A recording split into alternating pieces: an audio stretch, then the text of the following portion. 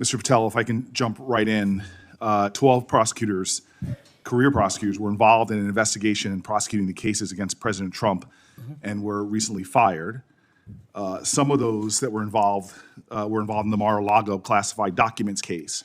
Do you know who Brett Reynolds is? Maybe, but it doesn't ring a bell at this point. So You're under oath. You have no recollection of who Brett Reynolds is? if you could provide me with a little more context, I could possibly remember. On Capitol Hill, under oath, in a room built for oversight but suddenly feeling more like a courtroom with better lighting, Senator Cory Booker put Kash Patel in the chair and dropped the number that changed the temperature.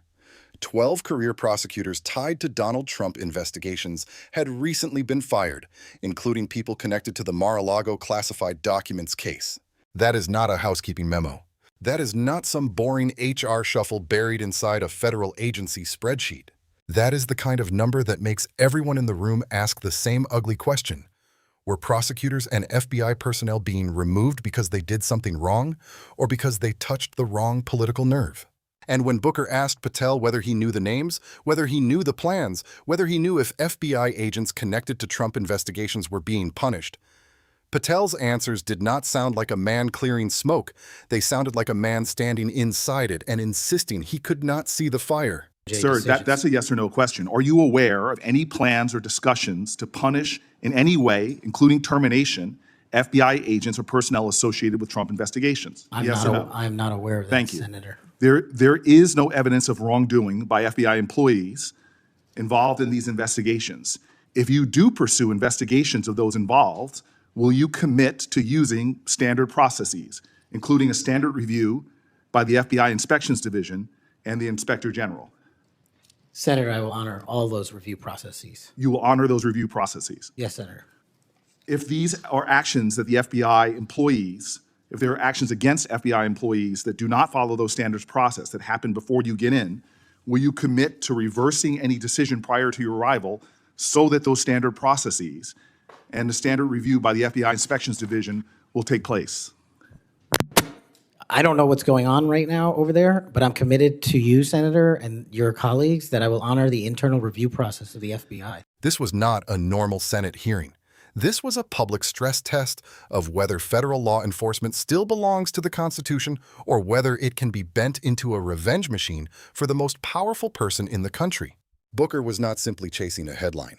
He was forcing Patel to explain what was said, what was hidden, and what suddenly became "I don't recall" the moment the question got too close to the Mar-a-Lago classified documents investigation. Patel admitted he testified before the grand jury, admitted he used his Fifth Amendment rights, admitted he testified under compulsion, and Booker pressed the obvious next question. What information did he provide after receiving immunity?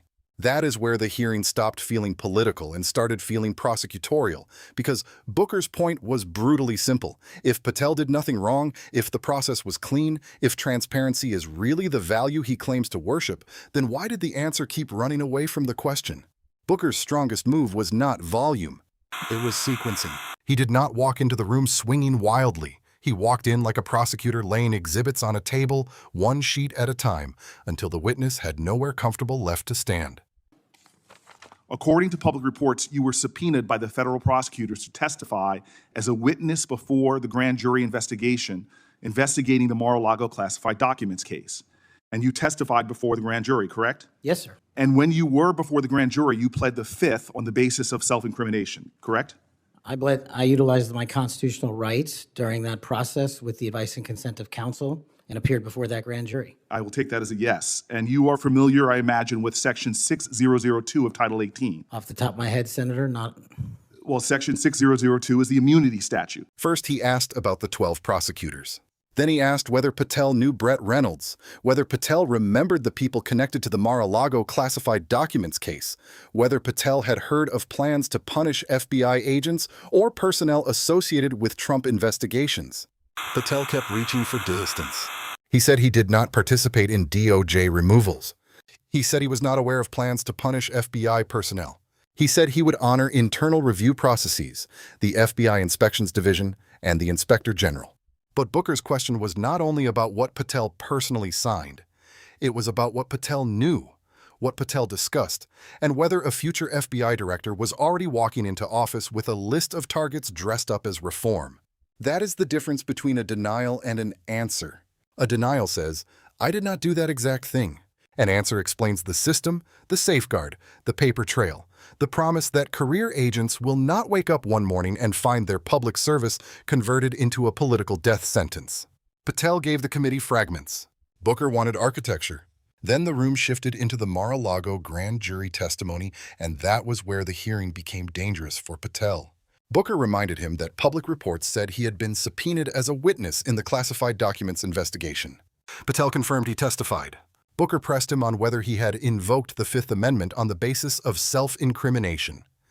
And Patel wrapped the answer in constitutional language, saying he utilized his rights with advice of counsel. That was a polished answer, but it did not erase the underlying fact. He was compelled to testify, and the issue of immunity was now sitting in the middle of the room like a locked safe everyone could see. Booker then brought in 18 U.S.C. Section 6002, the immunity statute. His point was direct. When a witness refuses to testify because of the privilege against self-incrimination, a court can compel testimony, and that witness receives protection against that compelled testimony being used in a criminal case. So Booker asked the question any prosecutor would ask next. What information did Patel provide that required immunity? Not what speech did he give on television. Not what slogan did he attach to transparency. What information did he give when the legal system had him under oath, under compulsion, inside the classified documents investigation? Patel's defense was that the grand jury material was sealed by the Department of Justice. And Booker attacked that defense immediately. He pointed to Rule 6E, explaining that grand jurors, court reporters, and prosecutors are bound by secrecy, but witnesses are not bound in the same way. That mattered because Patel was not being asked to leak someone else's secret strategy. He was being asked to tell Congress what he himself testified to. The distinction was surgical. No, I testified through compulsion by court order. You received immunity for providing information that was self-incriminating. Do you remember the name of the prosecutor who questioned you? There were multiple, Senator. I do not. Was it one of the people, were any of them people that were fired this past week? I have no idea, Senator. Are you certain you're under oath? I'm aware that I'm under oath, Senator, and I have no idea, and I did not participate in the removal of any DOJ prosecutors. What was the information you provided that you received immunity for? Senator, I would love my grand jury testimony to be released, but as you know, that grand jury testimony has been sealed by the Department of Justice, and I'm not allowed to discuss it here. Well, I find it troubling that you do not know the law here, and let me tell you what the law is. Booker was basically saying, do not hide behind a locked door when the law says you are holding the key. And that is why the "what are you hiding" moment landed so hard. Patel said he wanted the transcript released. Booker said Patel could answer right there. Patel said the testimony covered 3 weeks, and he could not recall everything. Booker narrowed it down to one explosive question. Did Patel testify that he witnessed Donald Trump declassify documents? That was the moral pressure point. Because if Patel had witnessed declassification, that would be politically valuable, legally relevant, and easy to say clearly. If he had not, then the silence itself became the story. And if he could not answer after invoking transparency all day, then Booker had exposed the contradiction at the center of the hearing. Patel wanted the authority of a lawman, the loyalty of a political warrior, and the convenience of a witness who suddenly could not remember the one answer Congress needed most. Then Booker widened the lens, because the grand jury testimony was not floating in empty space. It was connected to a broader pattern, and that pattern was uglier than one evasive answer under oath. The concern was no longer only whether Kash Patel remembered one prosecutor, one transcript, or one classified documents question. The concern was whether the FBI and the Department of Justice were being reorganized around political fear, personal loyalty, and punishment disguised as administrative reform. Because when career prosecutors tied to Donald Trump investigations are removed, when FBI agents connected to sensitive cases suddenly face pressure, and when senior leadership is decapitated while political appointees move closer to the machinery, the public has every right to ask whether justice is being managed or hunted. And this is where the evidence stack becomes impossible to dismiss with a shrug. According to the reporting described in the record, Patel came under fire again and again for damaging headlines, and then, within hours or days, FBI agents and staff saw their careers ended. One report said there were 4 key instances where the timing looked less like coincidence and more like a reflex. Bad press lands on Patel, and firings land on the FBI. That is not proof of motive by itself, but in oversight, timing matters because timing is often where power leaves fingerprints. The first instance involved reports about a lawsuit claiming Patel knowingly broke the law when he fired 3 top FBI officials. Soon after, 10 FBI agents who had been pictured years earlier taking a knee during protests after George Floyd's killing were ordered fired. Think about the absurdity of that timeline, like a boss getting criticized at work and then firing employees for something from 5 years ago. Not because the old act suddenly became urgent, but because the boss suddenly needed a show of strength. That is not discipline. That looks like message sending. The second instance involved flight records showing Patel used an FBI jet to visit his girlfriend at a Penn State event. The next day, a 27-year FBI veteran, Stephen Palmer, who headed the critical incident response group overseeing the FBI jet fleet, was fired. Again, the issue is not merely whether Patel had authority on paper. The issue is whether authority was being used to protect the institution or to punish the people closest to facts that made the leader look bad. Then came the third example. The New York Times published accounts from current and former FBI employees describing Patel as an unserious leader who had demoralized and weakened the Bureau. The next day, Patel ordered the firing of 6 agents from the FBI's Miami field office, along with senior agents, some reportedly connected to the Mar-a-Lago documents case. And then came the fourth example, involving Patel's trip to the Olympics in Milan, video of him partying with the U.S.A. men's hockey team, and whistleblower claims that his travel and confusing orders delayed an elite FBI evidence team from reaching the Brown University mass shooting scene. The next day, at least 10 FBI agents and support staff tied to the classified records investigation were ordered fired. One coincidence is easy to explain. 2 coincidences invite suspicion. 3 coincidences become a pattern.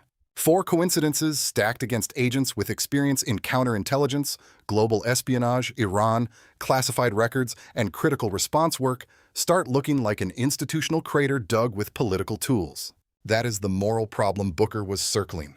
When the FBI loses experienced people, ordinary Americans do not just lose names on an org chart. They lose investigators who track spies, protect evidence, handle national security threats, and respond when violence turns a normal campus, office, or neighborhood into a crime scene. So the real question is not whether Kash Patel can survive a bad news cycle.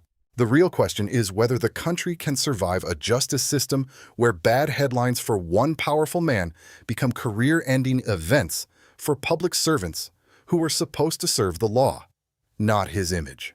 And that is where this hearing stops being a Washington fight and becomes a test of civic memory.